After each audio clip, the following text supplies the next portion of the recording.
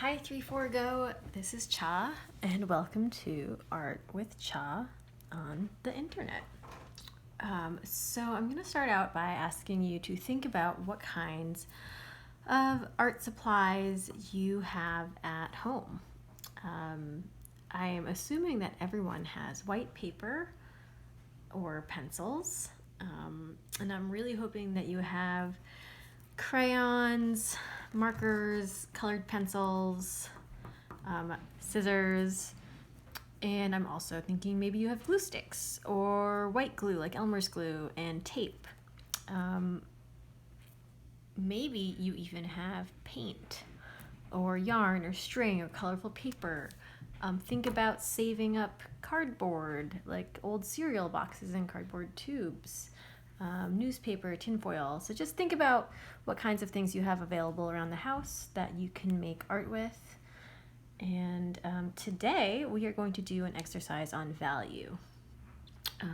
We will be making value landscapes, which many of you have seen hanging up in the art room and have wanted to do. So here it is. This is a fun, relaxing, simple exercise, and hopefully you'll be excited to do a little art today.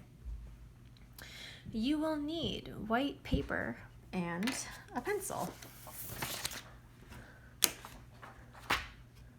You can also do this with crayons, colored pencils, oil pastels, but this is definitely doable with just a pencil and white paper. So, value is one of the elements of art. So the elements of art are different aspects of art, different ways that we can talk about art, and talk about the ways that we see art and how we understand it. And value, this one right here, is a pretty important one. Value is how light or how dark a color is.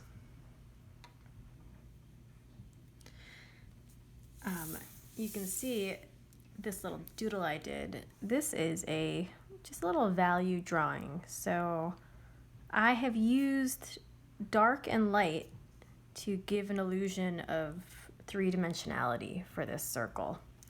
So I used my crayon really hard over here to make a really dark spot, and I used it very lightly to make kind of middle shades, and in some spots I just left the white of the page because that is the lightest part of all. So value is really valuable when you are trying to make things look three-dimensional, and it also just adds a really deep range to an image. So if I am just using a pencil, the value of an area that I color in depends on how hard I push on the pencil and how many layers of pigment I can build up. This is the same for crayons, colored pencils, charcoal, etc. So here I colored really hard with my pencil, a whole bunch. Over here I didn't color at all, I just left it white. And in the middle, I did I just decided that this was middle gray, like medium gray, and then I found some steps in between. And I did the same thing with my crayon here. So we get these steps from light to dark. If you were to do this using paint, you might choose red paint and you would add white to get it lighter, and you would add black to make it darker. So that's kind of a fun extra bonus exercise you can do if you have paint at home. So I'm going to make a whole new value range with you. I'm going to leave this first square blank. I've got a black crayon here, and on this farthest right square, on my 5th square, I'm going to color in it as dark as I can. I'm shaking the table, making it so dark, and that is my darkest value. Pushing hard, layering, getting the darkest value from this drawing tool that I can. So now, I've got my first square and my last square. My middle square, I'm just gonna choose an in-between. I'm gonna say this is the middle between black and white, because I'm using a black crayon.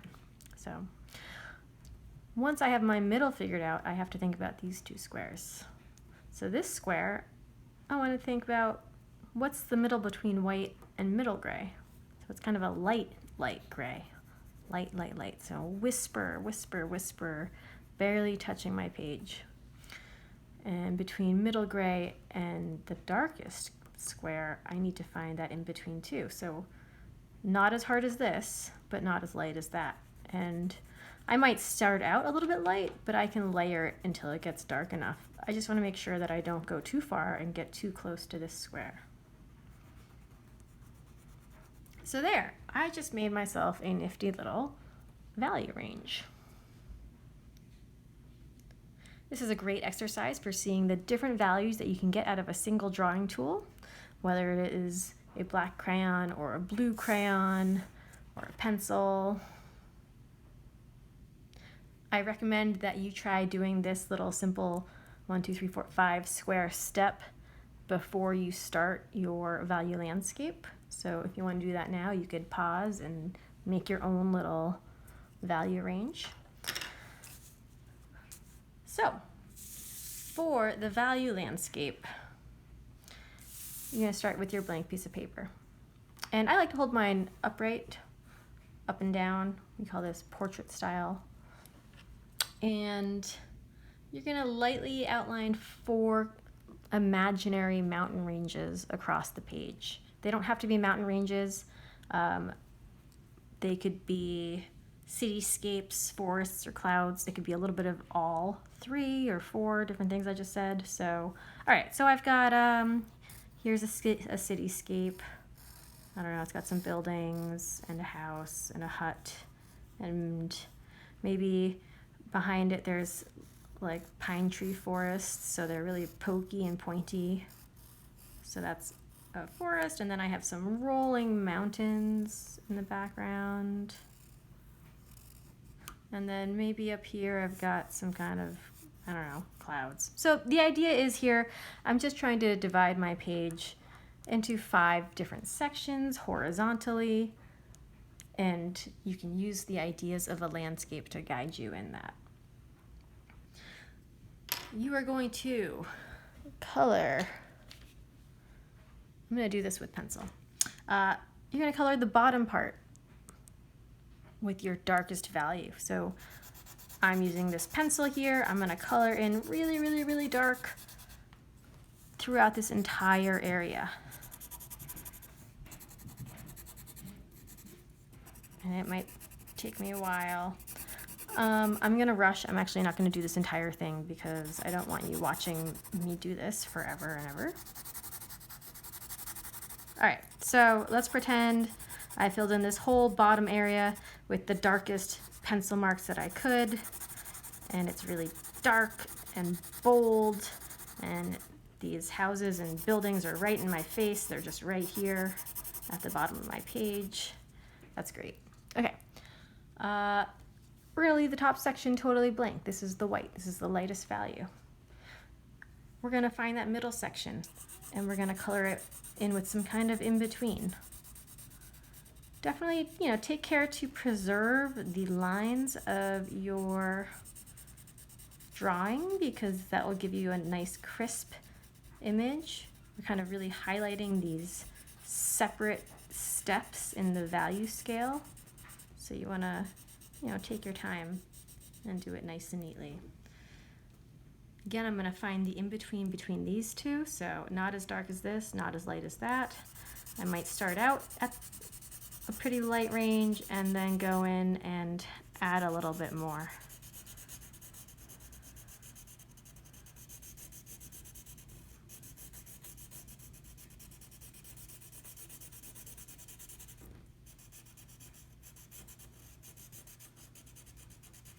So since we are just using one color, if you don't get enough difference between this color and that color and that color, it all starts to blend together. So this is where you get to see how contrast is important. So sometimes you need a big step between different values in order to see details. All right, so this area is in between these two areas, and now I'm going to do an area here that's in between the middle and the light. And I'm going to go, again, really, really, really, really light, super light, maybe even, yeah, I think that's light enough. All right. Here I have values from dark to light, and I have 3 more in between. I hope that if you finish this exercise really quickly, you can make another, try a different drawing tool. If you really liked this and you have paint at home, do it again with paint when you're bored and cranky and tired of everything else.